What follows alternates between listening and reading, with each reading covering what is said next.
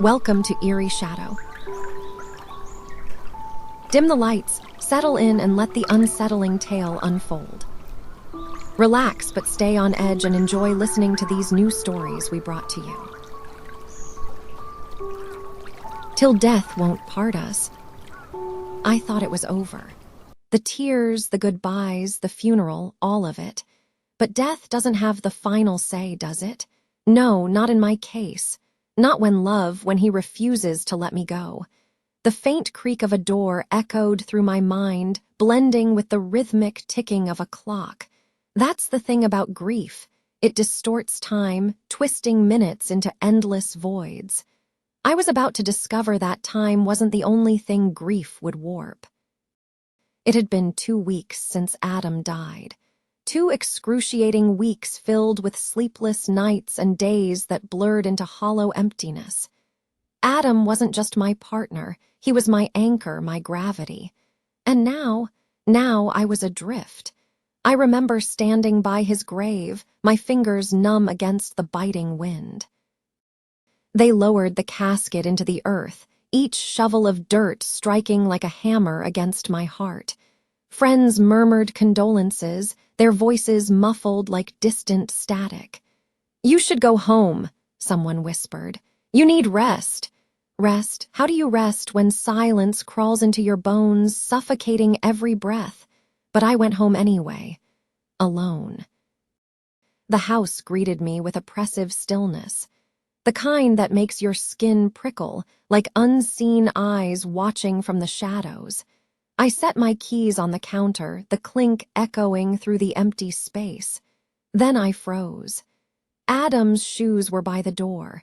His coat hung over the chair. His keys, the same keys I'd buried with him, sat neatly on the table.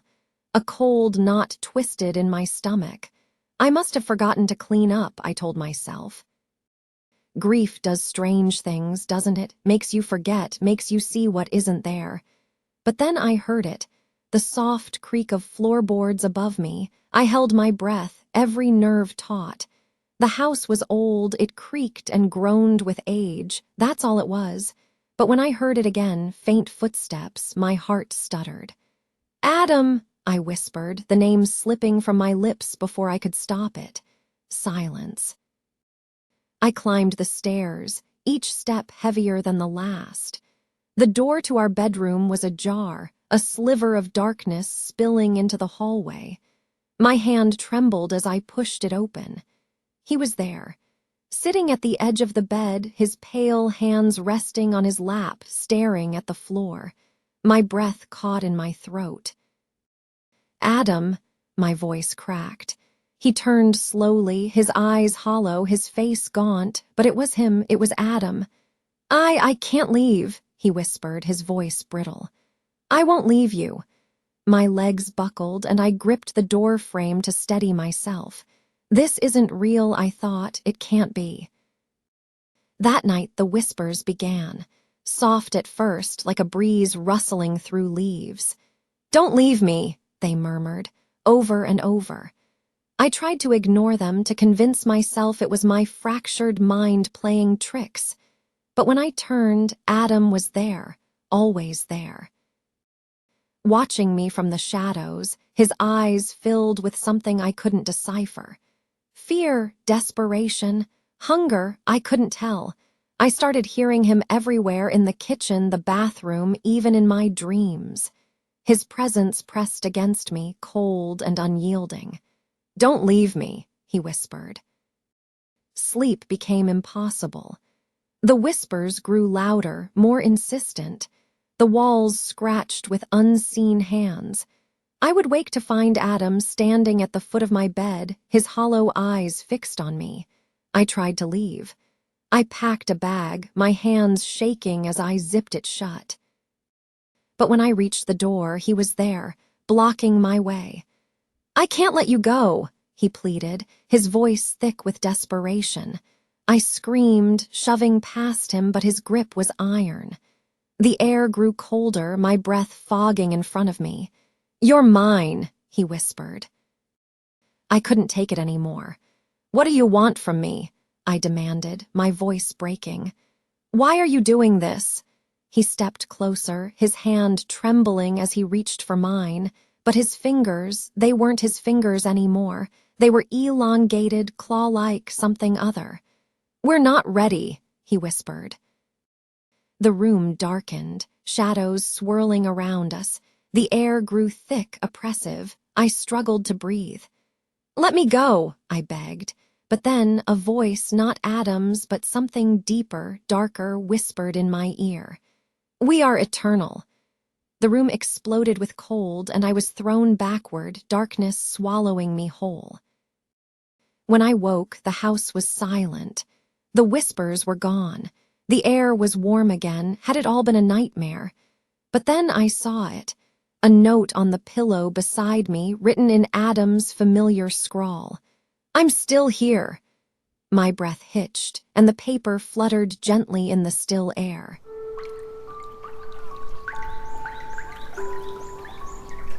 Promise of forever. They say grief fades with time. But love clings to you even when it turns bitter and twisted, like ivy wrapping around the bones of a ruin. It's been a year since Marcus died, a senseless accident on that rainy November night. My heart never quite healed, though I've tried to move on, tried being the operative word. I tell myself that healing is linear, but tonight, something about the air feels different. Heavy, almost tangible, pressing against the walls of my small apartment.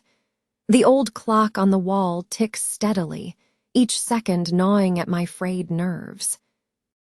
The building creaks as it settles into the darkness, but I've learned to ignore those sounds until now. My eyes drift toward the corner of the room. The chair, it's rocking slowly, back and forth as if nudged by some unseen hand. A shiver races down my spine. The window's closed, there's no draft. I'm alone, aren't I? Heart pounding like a frantic drumbeat, I step closer. My breath catches in my throat. Stop it, I whisper, the words trembling on my lips. Just stop. But the chair keeps moving like it's waiting for someone. Or something. The creaking grows louder, mingling with faint whispers that seem to rise from the shadows themselves. My skin prickles, and then I hear it. His voice. Marcus. A flood of memories crashes over me. We used to sit in that chair together, tangled in each other's arms. His laughter would fill the room, warm and rich, chasing away every shadow. I can almost hear it now, echoing off the walls. But that was before. Before death wrapped its cold fingers around our love and left me hollow. I close my eyes, willing the warmth of those memories to chase away the chill creeping through my veins. When I open them, the room is silent again, until the knock. A sudden, sharp rap at the door shatters the stillness. My heart leaps into my throat. I spin around, eyes darting toward the entrance. Nothing. No shadow shifting beneath the door frame, no footsteps retreating down the hall. The scent hits me then, roses. Marcus' favorite flower, the fragrance is thick, almost suffocating. My throat tightens. This isn't real, I whisper, more to myself than anyone else. It can't be real. But then the whispers return. Why are you trying to forget me? I freeze. The voice is unmistakable. Marcus, I choke out. Static crackles through the room, distorted whispers growing louder. The lights flicker, casting strange shadows that dance across the walls. I feel it then, a cold hand brushing against my shoulder. I whip around, but there's nothing there. Grief warps reality, doesn't it? But this isn't grief. This is something else entirely. The windows rattle as the whispers swell into a cacophony. You said forever, the voice accuses. You promised. Tears sting my eyes. I didn't know forever included death, I whisper. The lights burst, plunging the room into darkness. Glass shatters and my ragged breathing fills the void. Fumbling for my phone, I manage to cast a weak glow across the room. The chair stands empty now, but the air buzzes with his presence. Footsteps echo behind me. Don't turn around, I tell myself. Don't look. But I do, and there he is. Marcus, pale and gaunt, eyes gleaming with a possessive fury. "You're mine," he rasps. "You'll always be mine." My heartbeat thunders in my ears. "This isn't love," I scream. "This is madness." Desperation fuels my movements as I grab the photo frame from the shelf, our last picture together. The glass cuts into my hand, but I barely feel it. "You have to let me go, Marcus." The room shakes violently. Books tumble from the shelves. The walls groan as if about to collapse. "I loved you," I sob, "but you're gone, and I'm still here." His form flickers, breaking apart like ash caught in the wind. "Forever," he whispers, the word fading into the ether. And then he's gone. Silence descends, heavy and absolute. The scent of roses dissipates, leaving only the faint tang of blood from my cut hand. The air feels lighter now, as if some unseen weight has lifted. I sink to the floor, tears mingling with blood. Grief never truly leaves, but maybe, just maybe, I can learn to live with it. As I stand up, something catches my eye. The rocking chair is perfectly still, but resting on the seat is a single rose. My breath hitches. Maybe he's really gone, or maybe, just maybe, he's waiting.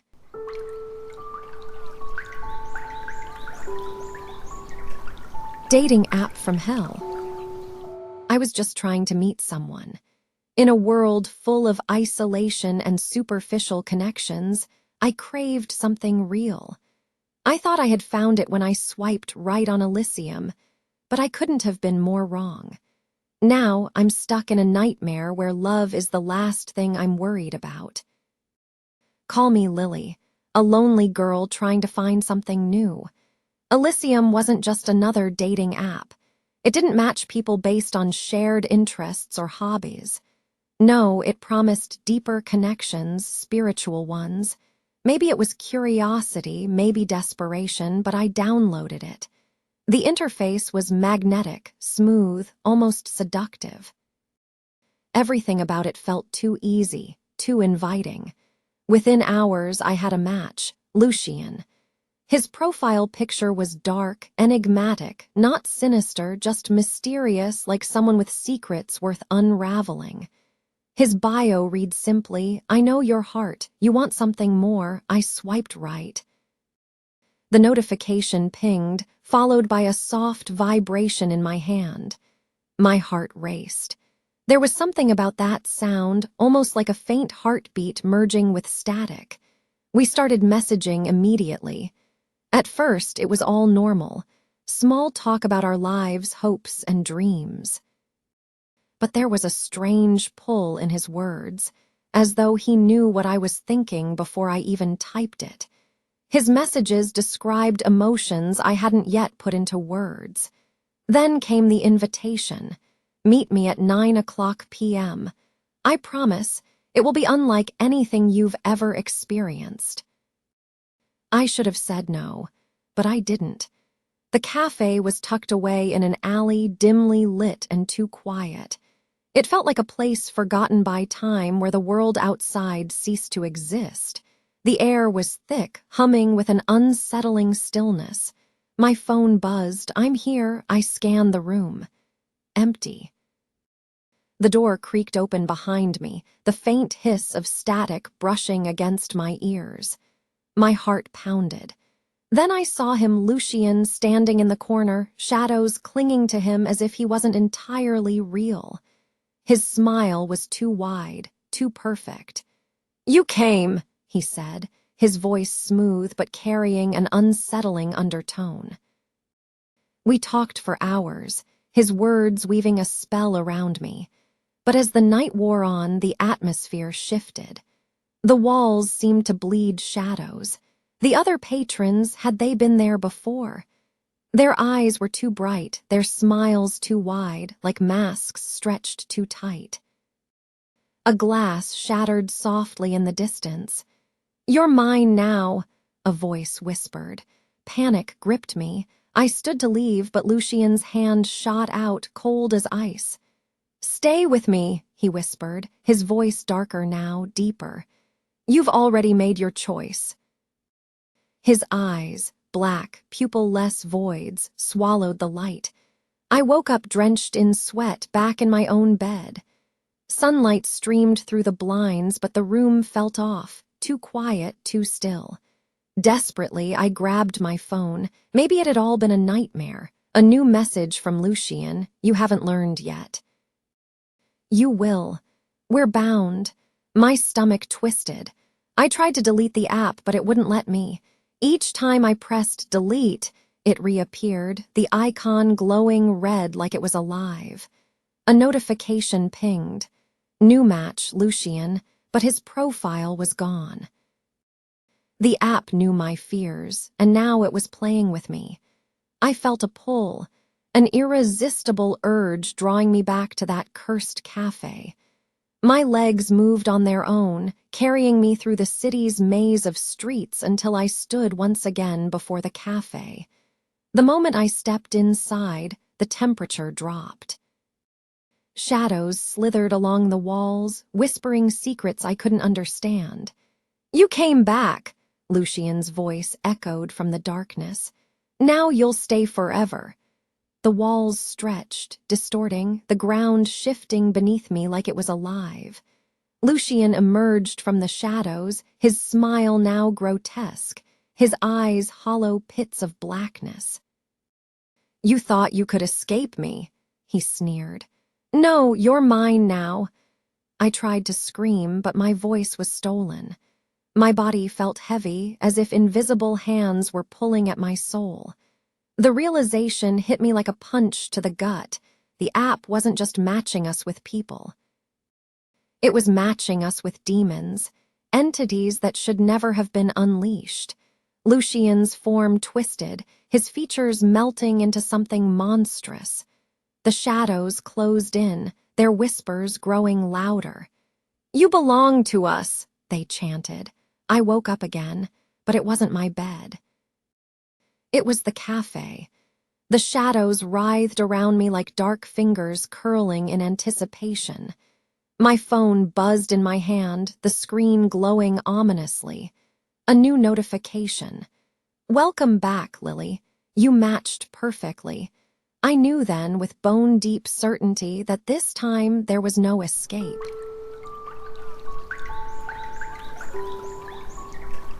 Love letters that kills. I used to believe love letters were sacred, intimate relics of affection preserved on paper. That was before I read those letters. Letters that killed everyone who dared unfold their cursed pages. I'm telling this story while I still can, before it's too late. It all started when I moved into my late aunt's crumbling Victorian house. The place was a Gothic monstrosity, its towering spires clawing at the sky. Ivy clung to its weathered facade, and the air smelled of mildew and forgotten secrets. Aunt Edith had passed suddenly, and the family whispered about her descent into madness. They said she spoke to shadows and wrote letters to spirits. I chalked it up to eccentricity until I found the box in the attic. The attic was a cavernous space filled with relics of a bygone era. Cracked porcelain dolls with vacant stares, tarnished candelabras, and dusty trunks. But it was the box that drew me in, an ancient wooden chest, covered in a thick layer of dust. The brass latch gleamed faintly in the dim light filtering through the grime-covered window. The box was sealed with a fraying red ribbon. My heart raced as I lifted it, the weight of untold stories pressing against my palms. The air around it smelled of decay and something sweet, like dying roses. Curiosity got the better of me. I shouldn't have read them. But isn't that how all tragedies begin? I found a pair of rusted scissors and snipped the ribbon. The ancient knot gave way with a soft sigh. Inside were stacks of yellowed envelopes, their edges brittle with age. The ink on each address was elegantly scripted, dripping with longing. The first letter I opened was beautiful, poetic, and heartfelt. Words of love and devotion flowed across the page. But then, the words changed. They twisted, dark and venomous, as if the ink itself had become corrupted. My head throbbed as I read on. The letters spoke of despair, hatred, and promises laced with malice. The ink shimmered, forming shapes, writhing like living shadows.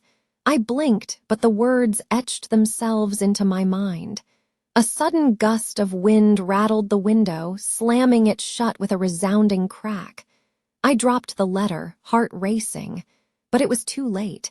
The whispers had already taken root. That night, sleep eluded me. Every creak of the house sounded like footsteps. Shadows danced on the walls, their shapes shifting into grotesque forms. I pulled the covers up to my chin, but it did little to ward off the suffocating dread. Then, the letters called to me. I swear they moved. The box had been closed, but now it gaped open like a hungry maw. The letters lay scattered across the floor, their ink glistening in the moonlight. I tried to burn them. The flames refused to catch. Water only made the ink bleed deeper into the paper.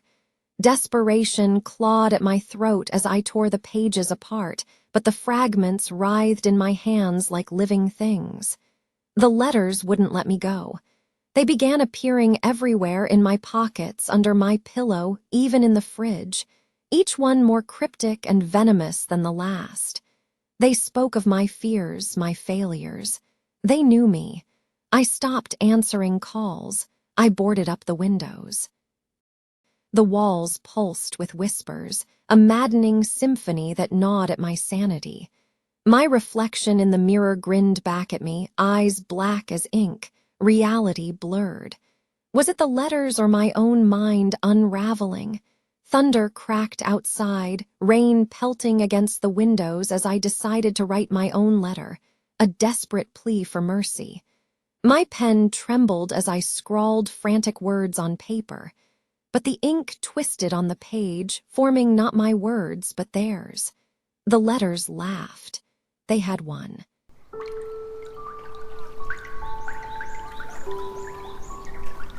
A deadly fate bound by love. I never believed in curses, never thought a piece of jewelry could change the course of a life. But that was before I found the ring, before I put it on her finger, before everything, the darkness, the madness, began.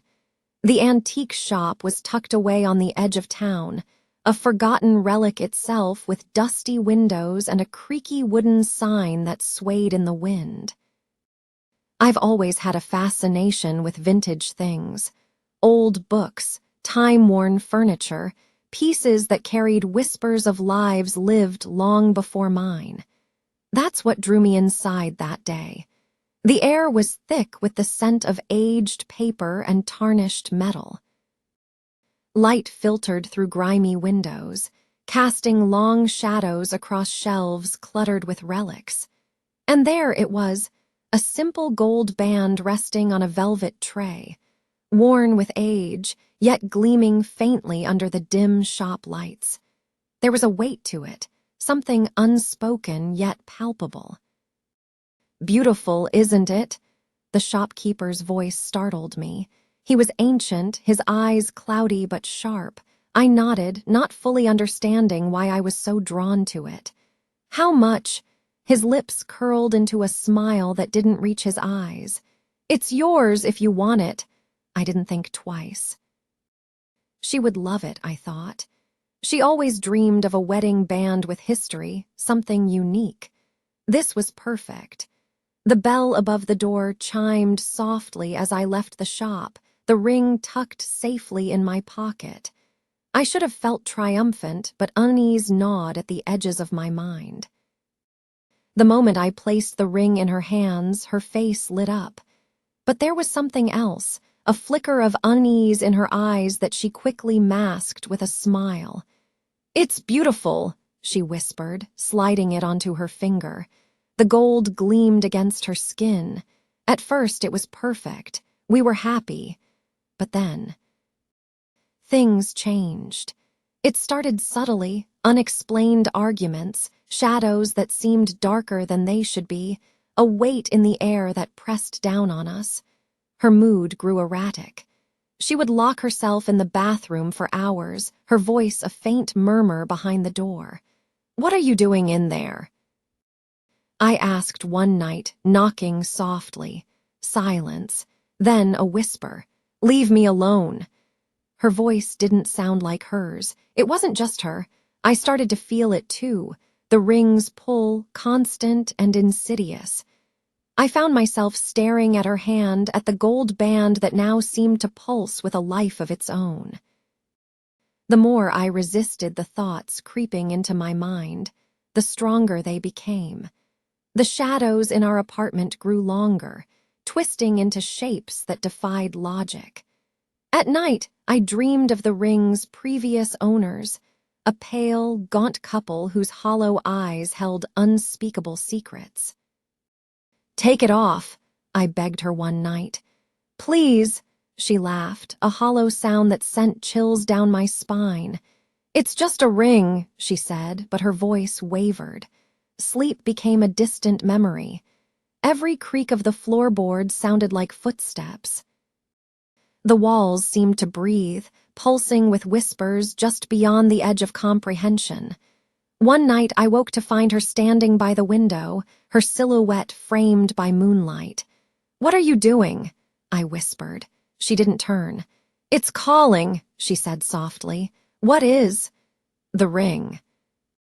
Her hand trembled as she lifted it, the gold band gleaming unnaturally bright. I reached for her, but she pulled away, her eyes wild. That was the moment I knew I was losing her, or maybe I already had. Desperation drove me to madness. I had to destroy the ring.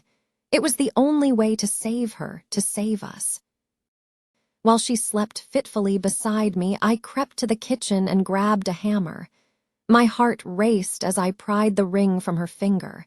Her skin was cold, clammy, but I didn't stop. She woke with a scream, her eyes blazing with fury. "What are you doing?" she shrieked, lunging at me. I stumbled back, clutching the ring. "I have to destroy it." The air around us thickened, the shadows twisting into grotesque shapes. The ring burned in my hand, searing my skin. With a primal yell, I brought the hammer down. The ring shattered, a deafening crack echoing through the room. For a moment, everything was silent. Then she collapsed, her body convulsing. I dropped to my knees beside her, panic gripping me. "No, no, no," I whispered, cradling her limp form. Her eyes fluttered open, and for a brief, beautiful moment, she was herself again. "Thank you," she breathed. And then she was gone. Now I'm alone. The ring is gone, but its curse lingers, etched into my very soul. I hear her voice in the dead of night, feel her presence in the shadows. I tell myself it's over, that I'm free. But deep down, I know the truth. Some curses can never be broken.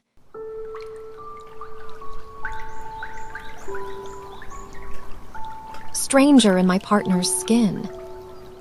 The creaking of the floorboards was the only sound that filled the silence of our home. It wasn't supposed to feel this way.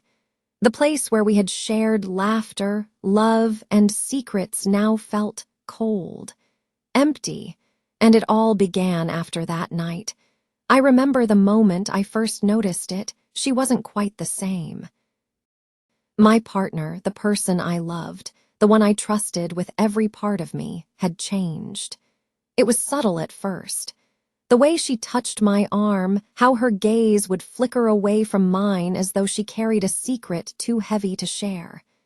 That night, when we sat together in the living room, she didn't laugh at my joke. Her smile didn't reach her eyes. Her hand, which always felt warm, now carried an unsettling chill.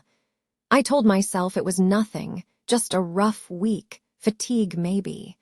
But deep down, a cold tendril of unease coiled around my thoughts. The faint creak from upstairs broke the heavy silence, barely perceptible but enough to make my skin prickle. It wasn't until I saw her reflection in the window that I truly questioned what was happening. The distorted glass captured a version of her I didn't recognize. A smile that felt wrong, her posture slightly hunched, as if she carried an invisible weight. And then she turned her head toward me. For a fleeting moment, I swore I saw something flicker in her eyes, something dark, foreign. My heart stuttered in my chest. "Are you okay?" I asked, my voice wavering. She blinked, and the moment was gone. "Of course," she said, her voice steady but hollow.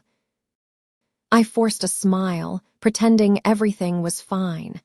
But that night, sleep eluded me. My thoughts circled back to her reflection, that flicker of something I couldn't explain. The voice came next. It wasn't a physical change, not exactly, but it was there in the way she spoke. The tone, the cadence, off by just a fraction. At first, I dismissed it as stress, but as days turned into weeks, the difference gnawed at me. "What do you want for dinner?" I asked one evening. She looked at me, her head tilting slightly, unnervingly. "Anything," she said, but the word lingered in the air, mechanical and devoid of warmth. I tried to shake it off, to convince myself I was imagining things. But the more I listened, the more I heard it. The subtle distortion in her voice, like a faint echo reverberating from somewhere I couldn't reach. I went searching. It was late, past midnight. She was asleep, or at least I hoped she was. Quietly, I crept into the bedroom and began searching. Drawers, closets, under the bed, nothing. Then I noticed it, a faint seam in the wall of the closet, something I had never seen before. My fingers trembled as I pressed against it. The hidden compartment creaked open, revealing a dark space that smelled of dust and secrets.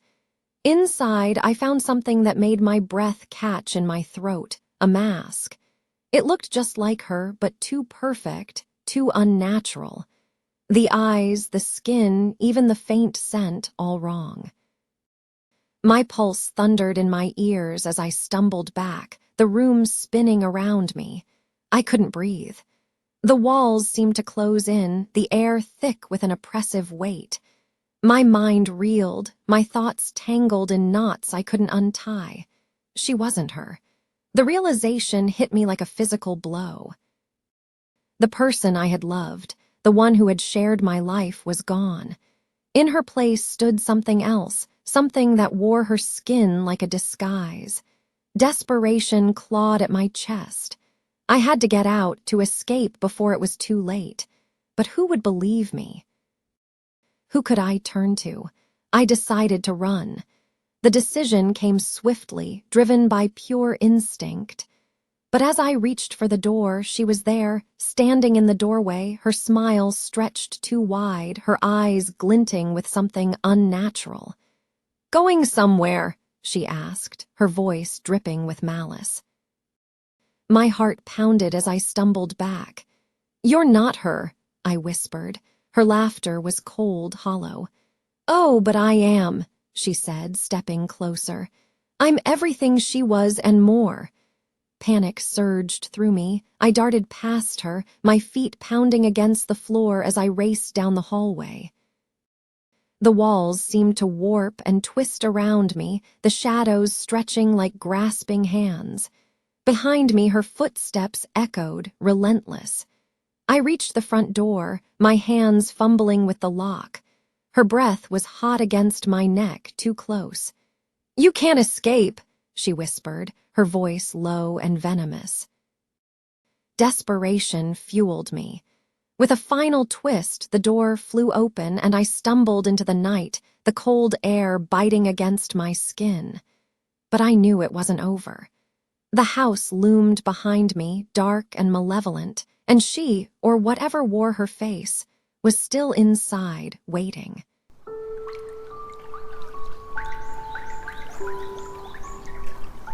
The wedding guest who was never invited. Everyone always says your wedding day is the happiest day of your life. I always thought that was just some tired cliché. But now, I know the truth. It's not a day you forget. You can try, but you won't. I'll never forget mine for all the wrong reasons. The wind howls. The haunting notes of a piano linger in the background, barely audible at first but soon swelling, curling around my thoughts. I feel a shiver creep down my spine. I stood there, gazing out at the sea of faces, my heart racing as my vows echoed through the room. The air smelled of roses, the chatter of guests like a soft hum in the background, almost like a dream. It should have been perfect, but it wasn't. I should have felt at ease, but instead there was a gnawing sense of wrongness, something lurking just beneath the surface. The sound of a door creaking, soft, like it had been pushed open just a fraction. But when I turned, no one was there. It was easy to ignore the whispers in my mind at first, easy to brush them aside. But then I saw him, standing in the back of the church, a figure watching, staring. My breath hitches. The world feels still for a moment, the air thick with something unspoken. The reception was supposed to be the release, the joy after the vows. Laughter, clinking glasses, chatter, the music floating like a cloud. But my eyes kept darting to the back of the room. That figure. He wasn't a figment of my imagination. At first, I thought maybe it was just a trick of the light, maybe a shadow from the stained glass windows. But no, he was real. Black suit. Too out of place, too still. The sound of footsteps, distant but deliberate, grows louder in my mind, though they're nowhere to be heard in the room. I turned to my sister, hoping for some comfort. She was smiling, radiant, lost in the joy of the day, blissfully unaware. But she didn't see him. No one did. Just me. I clench my fists, the discomfort crawling up my spine as I force a smile. Why won't anyone see him? I couldn't shake the feeling. My stomach churned with dread as the evening wore on.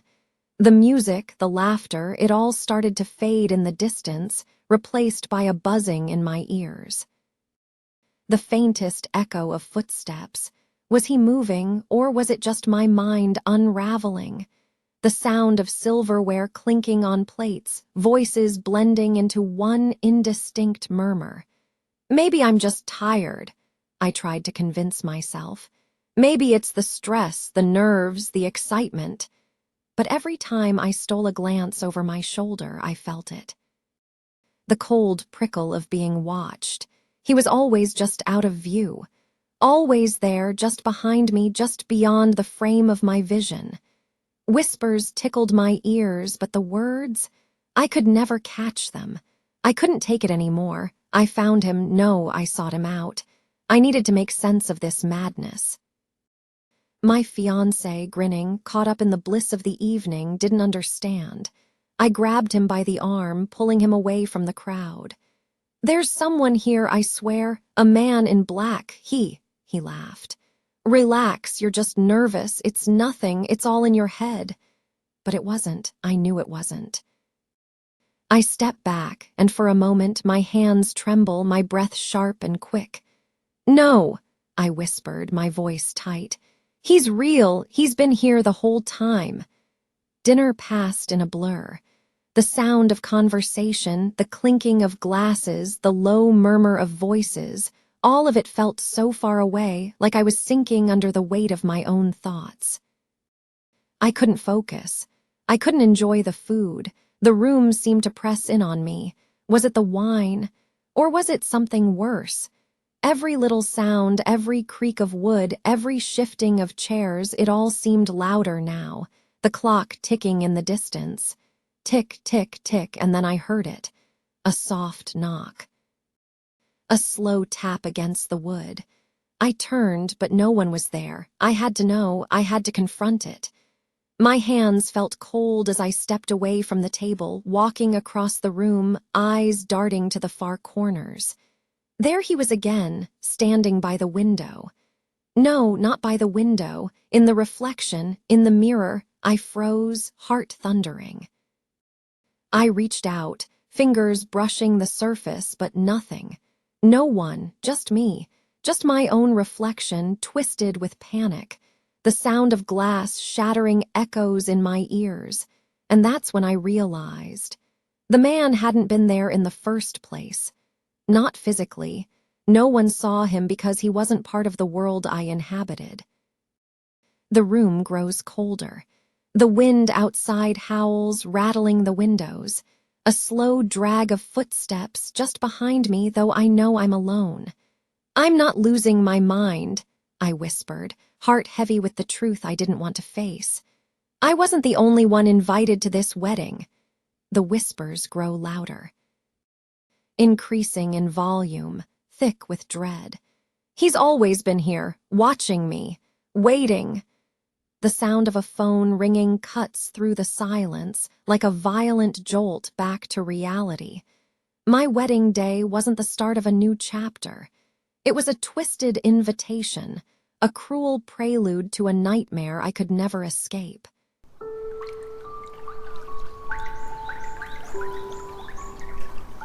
My girlfriend's doppelganger showed up for dinner. Dinner was almost ready, and I could feel the excitement bubbling inside me. It had been a long year, and tonight felt like the beginning of something new, something special. Sarah and I had been together for a year, but there was a certain magic in the air tonight. The kind of night where everything seemed perfect. I glanced at my watch, the seconds ticking by slowly, but my gaze kept drifting to the door, to the sound of footsteps growing louder outside. Then, ding-dong. Right on time. Relief washed over me as I opened the door, and there she was, Sarah, smiling warmly like she always did. The moment her lips met my cheek in a soft kiss, I couldn't help but feel everything fall into place. The night was unfolding as it should, but there was something about her smile tonight, something off. I couldn't place it. The warmth of her presence was still there, but a tinge of unease crawled beneath the surface. We sat down to dinner, the soft clink of glasses and light laughter filling the room. The candlelight flickered, casting long shadows that danced across the walls. I was pouring another glass of wine when ding-dong. This time, the doorbell rang louder, sharper. It pierced the air, and for a split second I froze. I glanced at Sarah, her expression mirroring my confusion. Who could that be? I stood up, my feet heavy as I walked toward the door. When I opened it, my breath hitched in my chest. There she was again. Sarah, but not Sarah. It was her. The same face, the same hair, the same dress, same smile. The room seemed to close in around me. What is she doing here?" the second Sarah asked, her voice trembling as she stepped inside. Suddenly, the air felt colder, the hum of the house turning into an eerie, unearthly sound like something was slipping, pulling away from the fabric of reality. I stood there, frozen. My mind struggled to form a sentence, let alone explain what was happening. How could there be two of her? Two identical Sarahs standing in my living room. My heart pounded, each beat a loud reminder that something was terribly, terribly wrong. The two Sarahs were now staring each other down, their voices escalating in an argument I couldn't understand. One of them claimed she was the real Sarah. the one I knew.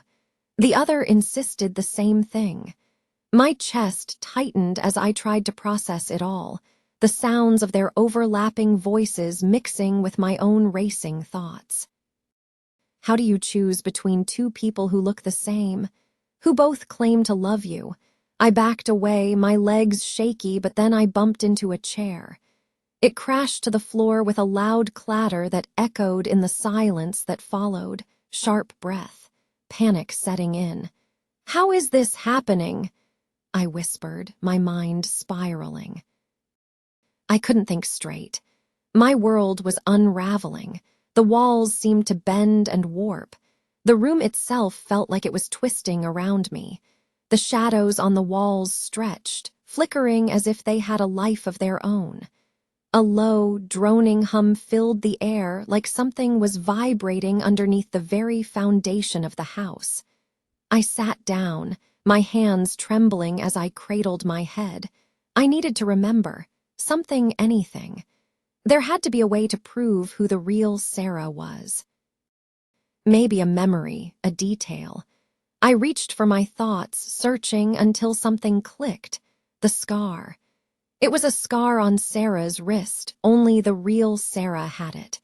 The moment that thought rooted itself in my mind, I stood up, turning to the two women who both claimed to be her. "Show me your wrist." The one Sarah hesitated, her smile faltering. But the other one, the second Sarah, lifted her sleeve without hesitation. And there it was. The scar. The room fell silent. The noise in my head stopped, I knew. The world shifted. The air turned to ice. The Sarah in front of me began to change. Her features shifted. I took a step back, my pulse racing as her face warped, her eyes wide and... Wrong, she wasn't Sarah. She wasn't human.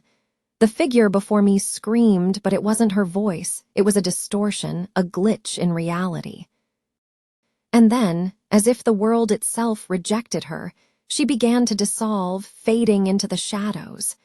Her body crumbled away like smoke in the wind. Dissolving, vanishing, leaving only a whisper behind. "I'll be back," it murmured, the voice cold and empty. I collapsed back onto the floor, my heart still hammering in my chest. Sarah was there, pulling me into her arms, her face filled with concern. We never spoke of it again. Not once. But sometimes when the house is quiet and the darkness presses in a little too tightly, I wonder, was she the real Sarah?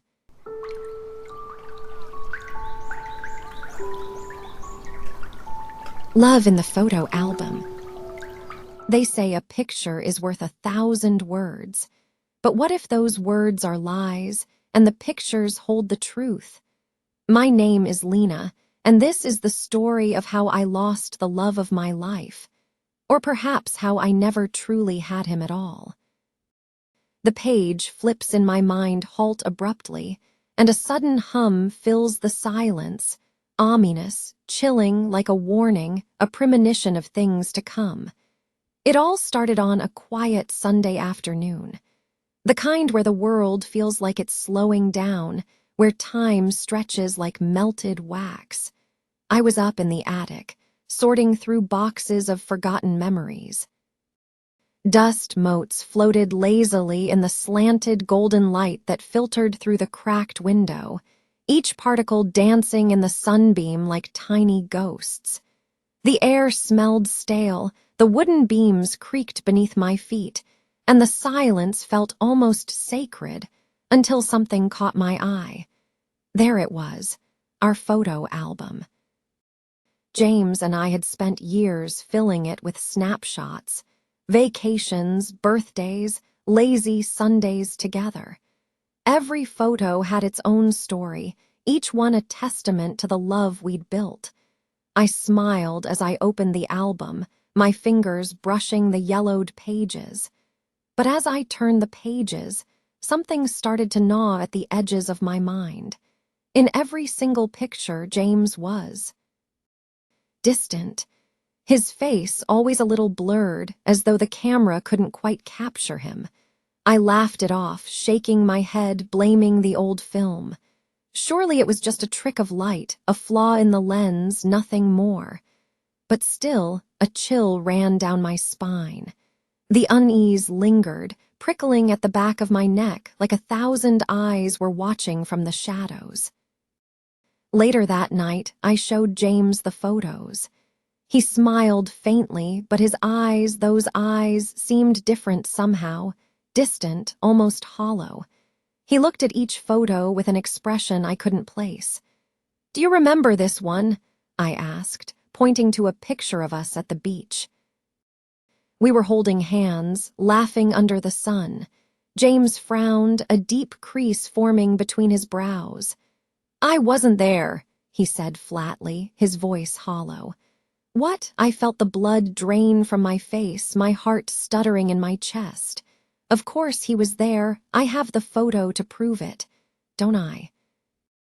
I tried to laugh it off, to tell myself it was some joke, some misunderstanding. But deep down, something twisted inside me. That night I dreamt of shadows circling our bed, their fingers brushing against my skin like 1,000 cold whispers. The next few days passed in a blur, the air thick with a growing unease. James seemed to fade into the background, his presence becoming quieter, more distant. He was there, but he wasn't really there, like a ghost in the house. I couldn't understand it. I found myself drawn back to the photo album, searching for answers. The pages flipped beneath my fingers, faster now, frantic, desperate for something to make sense of all this. And then I saw it. A photo I didn't remember taking. James stood at the edge of the frame, his eyes hollow, a twisted grimace on his face. It was neither a smile nor a frown, but something in between, a horrifying, twisted expression, like a scream trapped in time. The hairs on the back of my neck stood on end. I tried to shake it off, telling myself it was just a trick of the light, but deep down I knew better. James wasn't fading from the photos. He was being erased, and it was only a matter of time before he disappeared completely. Desperation clawed at me as I cornered James that night. My hands trembled, my voice shaky. "What's happening to you?" I demanded, my voice cracking with fear. He looked at me, his eyes dark and empty, and for a moment I didn't recognize him. "You were never supposed to remember," he said, his voice low, distorted, echoing with something ancient, something malevolent. I stumbled back, terror flooding my veins. And then it happened. The walls trembled. The air turned cold, thick with a suffocating pressure. And as the photos spilled from the album, their edges curling as though burned by invisible flames, I realized this was no longer my home. The house itself was twisting, warping. Doors disappeared. Windows sealed shut. I ran, clutching the album to my chest, my breath ragged, my mind reeling. James' laughter echoed around me, hollow and cruel, bouncing off the walls, following me like a relentless nightmare. I escaped that night, my heart still hammering in my chest. But James didn't, or maybe he did, but not in the way I thought. The next day, I burned the album, the flames licking at the edges of the photographs. But sometimes, late at night when the wind howls outside and the house falls into an eerie silence, I hear it, the faint rustle of pages turning. And I wonder, was it James who stayed? Or was it something far darker, lurking within the photos, watching me still? If you ever find an old photo album, be careful whose faces you see, and whose faces you don't, because sometimes the ones that disappear never really leave.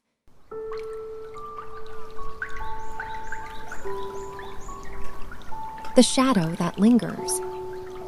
It was supposed to be a fresh start. After years of loneliness, I finally found someone who made me feel alive again. His name was Tom. When we met, it felt like a story that was finally coming together, each day writing itself in laughter and whispered promises. We spent hours talking, dreaming, planning a future together. It was everything I had hoped for. Or so I thought. But it wasn't just the two of us anymore. No, there was something else. Something that chilled me to the bone, something that crept in on nights when Tom was gone.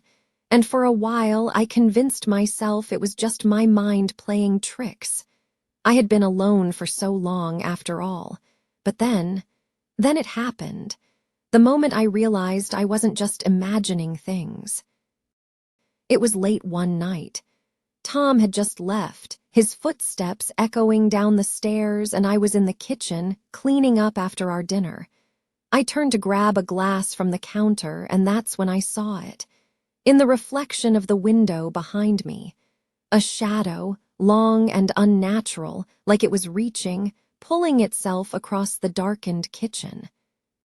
My heart slammed against my ribs as I spun around, my hands shaking uncontrollably.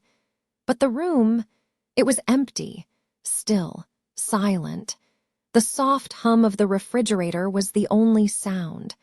I wiped the condensation from the window, trying to convince myself it was just the way the light played tricks on my tired eyes. But the unease didn't fade. It stuck to me, thick and suffocating. And then came the footsteps. The sound was faint at first, slow, deliberate. It was the unmistakable rhythm of someone walking across the floor from upstairs. But Tom had left hours ago. I froze, my blood running cold. Every muscle in my body locked up, my breath shallow, chest tight with dread. The footsteps grew louder, closer, and I could feel a presence, a weight in the air as though someone or something was standing right behind me. I thought it was just the house settling at first. Old houses creak, don't they? But then came the whispers. This time they were clearer. A soft voice just behind my ear breathing into the silence. "She doesn't want you with him."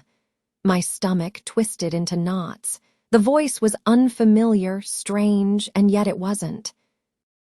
I had never heard it before, but something about it felt like it belonged. Like it had always been there, hiding in the corners of my mind. The hairs on the back of my neck stood up. I could feel it. The presence, lurking, watching, waiting. It was like a cold gust of wind that swept through the room, a force that pressed in on me from all sides, suffocating. Then came a sound, loud and sudden, a door slamming shut upstairs. The house seemed to tremble as the sound echoed through the halls, and I rushed up the stairs, heart racing, legs trembling beneath me. But when I reached the top, the hallway was empty, silent, not a single sign of anyone or anything unusual, just silence. The next few days were a blur. I couldn't escape the feeling that something, someone, was there. It was always just out of sight, just beyond my reach. But it was there, lurking in the dark, in the shadows. Objects moved when I wasn't looking. Cold spots would suddenly appear in the middle of the room. And always the whispers coming from nowhere, filling the air with their chilling words. But Tom didn't hear them. No one else did. I tried to tell him. I wanted him to understand, to believe me. But I saw it in his eyes, doubt. He thought I was stressed, that I was imagining things. It wasn't real, he said, but I knew it was. And then, one night, I came home to a sight that shattered everything. A photo of Tom and me shattered. The frame torn to pieces, the photo ripped in half. My smiling face next to his. Gone. In its place, a note, written in jagged, spidery handwriting. "She doesn't deserve you." The words were like acid, burning through my chest. I wanted to scream, to cry, to demand an explanation, but deep down, I knew what was happening. I knew who it was. And I knew she wasn't going to stop until everything I had was destroyed. I couldn't deny it anymore. I couldn't pretend like this was just some trick of the mind. Someone was trying to destroy my relationship with Tom, and it wasn't human. It was Rachel. Rachel.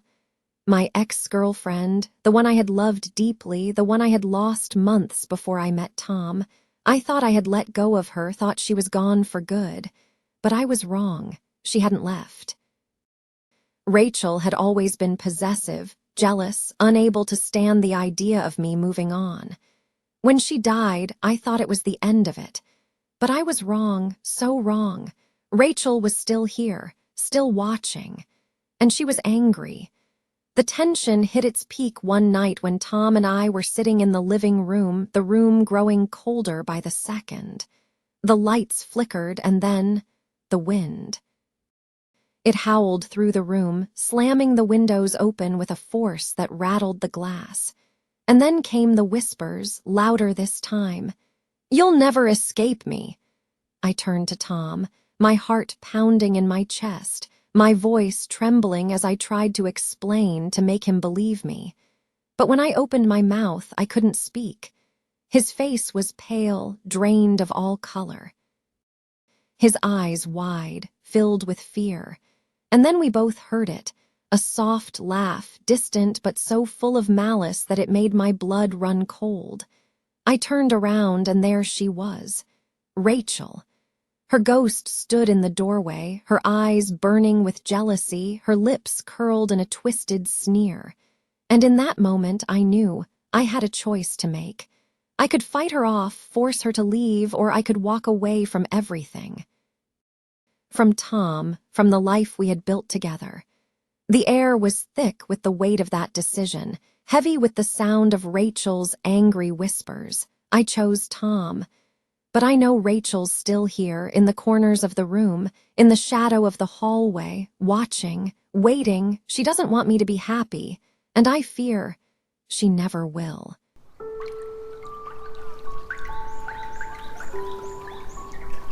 Flowers that weep blood. It all started with a bouquet, a simple, thoughtful gift from Oliver. Roses, lilies, and something else I couldn't name, their petals deep crimson as if kissed by fire.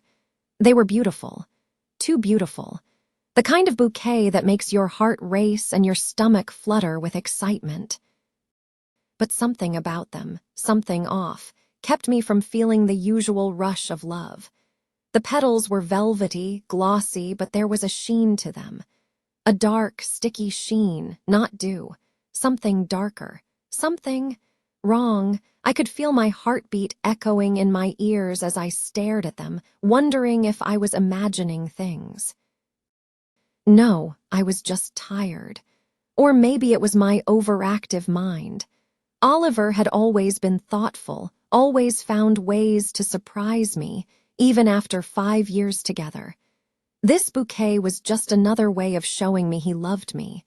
But as I held the flowers in my hands, I couldn't shake the feeling that they were alive. Watching me, waiting. Oliver smiled at me as he handed me the bouquet, his voice bright and warm. "For you, my love," he said with that charming grin I adored. I took the flowers from him, their weight unexpectedly heavy in my arms. The petals shivered slightly under my touch as if they were trembling, eager. The air seemed to thicken around them, making it harder to breathe. What the hell was wrong with me? Still, I forced a smile. The flowers were mesmerizing. I turned them over, inhaling their scent, letting the sweetness fill my senses. But there was something else beneath that fragrance, a heaviness. An ominous undertone that crawled into my mind. That night I couldn't shake the unease. The flowers were in the center of the table, their dark red petals catching the dim light, shifting in the shadows. Every now and then the stems quivered, but there was no wind. The petals, they moved, slightly, as though they were breathing. But that's not possible, right? I tried to ignore it, chalking it up to my tired eyes playing tricks on me. I hadn't been sleeping well, too much on my mind. But then I saw it, a bead of blood, seeping from the stems, staining the water in the vase. Drip, drip, drip. I felt the chill of terror wash over me. Blood, no. This was impossible. I rubbed my eyes, convinced it was some trick of the light, but it didn't go away. The dark red stain deepened. It happened on the third night, the whispers faint and unintelligible. At first, it was so soft I thought I imagined it. A faint rustling in the room, like the wind moving through the curtains. But no, it wasn't the wind. "Feed us!" I froze. My breath hitched in my throat. The room was empty except for the flowers. Still, the whispers came like a distant voice carried on the wind, but no, they weren't coming from outside. The flowers, they were whispering. My heart hammered in my chest, the blood rushing in my ears. I spun around, eyes darting to every corner of the room. Nothing, the room was empty. The flowers were still too still. Then the next morning, Oliver was gone, vanished without a trace. No note, no message, nothing. He was just gone. I tried to tell myself it wasn't the flowers, that I was imagining it all. But I knew they had something to do with it. Something had happened, I could feel it. The pull. The flowers, alive, sentient, were demanding something I couldn't understand. I didn't want to understand, but they wanted more. And nothing I did seemed to make them stop. In a panic, I rushed to destroy them, to tear them apart, but the moment my fingers touched the petals, they burned. It was like fire. Acidic. They clung to my skin, and I screamed as they dug in, the sharp pain searing through my fingers. They weren't just flowers anymore. They wanted blood, and I was the offering. I stumbled backward, my palm slicing on a shard of glass from the shattered vase. Blood, my blood, dripped onto the floor, and the flowers, they quivered. Their petals unfurled in grotesque delight like they were eager. Hungry. The room was no longer the same. It pulsed, thrumming with an otherworldly energy. Darkness closed in on me. The flowers, they were feeding on me. I woke up in the morning, my body aching, my palm throbbing from the cut. The flowers were gone. The shattered vase remained, a ghost of what had happened. And there, etched into my skin, was a faint scar, a reminder of what I had become. What they had made me do. Oliver never returned. I called, I texted, I searched, but there was no sign of him. He had disappeared just as mysteriously as the flowers. And sometimes, late at night when I'm just on the edge of sleep, I hear it again. The whispers, so faint, so distant, but they're still here. In a faint, ghostly whisper it said, "Feed us."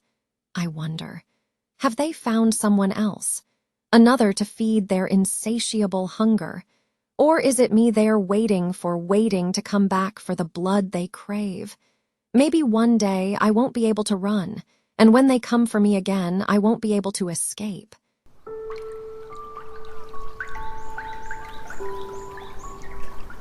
Whispers from the grave. It's been years since I've been able to walk into the room without feeling the weight of her absence. But lately, something's been different. The house doesn't feel like it's mine anymore. It feels like something is crawling underneath it, beneath the floorboards. I built this house for us. A dream, something I thought would last forever. It was supposed to be the place where we started our life together, where we'd grow old, surrounded by memories we'd create. But now it's just a prison. A reminder of everything I lost and everything I can never get back. I promised her we'd get married.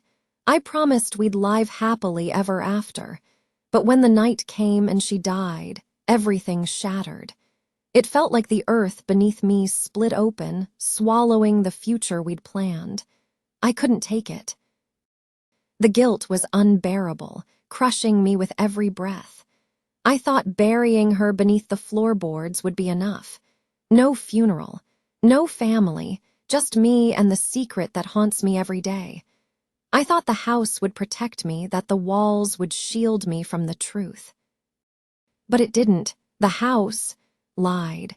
At first, it was nothing. Little things I could dismiss, a creak in the walls, the faintest whisper like the house was settling after years of silence. But then it kept happening, and each time the sound grew clearer. I thought I was losing my mind. I told myself it was just the house, old and groaning, or maybe the pipes. Or maybe a rat had gotten into the walls, scratching at the plaster. Anything but the truth. Anything but the voice of the woman I had murdered. There it was, a muffled, unsettling whisper. "Why did you leave me?" I froze, my breath caught in my throat. I tried to tell myself it was just the wind, but deep down I knew, I could feel it. Her voice. She was down there, beneath the floorboards, waiting for me. Every night, it's worse. The whispers come more frequently, always followed by that soft, scraping sound, like nails dragging across wood. And every time I try to ignore it, to drown it out with music or the sound of the television, it only gets louder, closer. I can't escape it. I can feel it, crawling up from beneath the floor, wrapping around me, squeezing the air out of my lungs. The house feels alive now. The walls feel like they're moving in on me, closing me off. The air is cold, colder than it should be, like something vital is missing. Something I can't name. I thought I could hide from it, but I can't. I hear it now, even during the day, in the kitchen at my desk, when I'm alone. I heard a faint whisper in the background, "Help me." I started losing sleep. I couldn't focus on anything. Every waking hour, all I could hear was that voice, that soft, insistent whisper. I could feel her presence, like a shadow that followed me everywhere. It wasn't just her voice anymore. It was her touch. Cold hands on my shoulder when I was alone in bed. Breath on the back of my neck, soft and unnatural. I couldn't take it. I had to do something. I tried to dig her up. I thought if I could just put her to rest, maybe then the house would let me live in peace again. But when I went to the spot where I'd buried her, the floor was too solid. The boards were sealed tight, like the house itself was holding her down. The more I tried to pry up the floorboards, the harder they seemed to resist. The harder she resisted. I could feel her down there in the dark, watching me, waiting. Last night it happened. The whispers turned to screams. It wasn't just a plea anymore. It was a demand. "I'm here, come find me." The words echoed in my head, growing louder with every passing second. I couldn't ignore it anymore. I had to know. I had to face it.